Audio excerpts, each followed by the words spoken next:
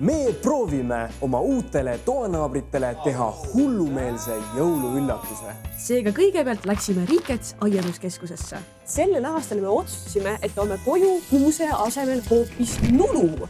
Vaadake, ma leidsin siukse kuusejala, kus sa ei pea kruvima eest, et sa teed kuuselaugu sisse ja lükkad see otsa. Pole varem siukest proovinud, aga tundub päris huvitav. Minu arust on jõulukuuse kõige tähtsam osa tulukesed.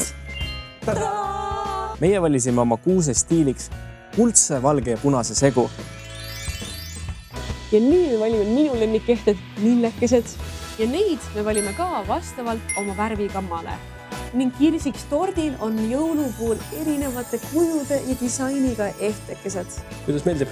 Ma olen nii õnnelik, see näeb nii ilus välja. Need oleme meie Mihkel teises universumis. Erilistest asjadest rääkides, siis siin on ka Star Warsi jõuluehted.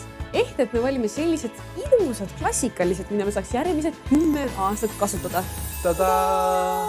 Näitame nüüd teistele, aga avage silmad. Wow. See on nagu sellest mingi film. On reaalselt filmist Home Alone. See on nagu, jaa.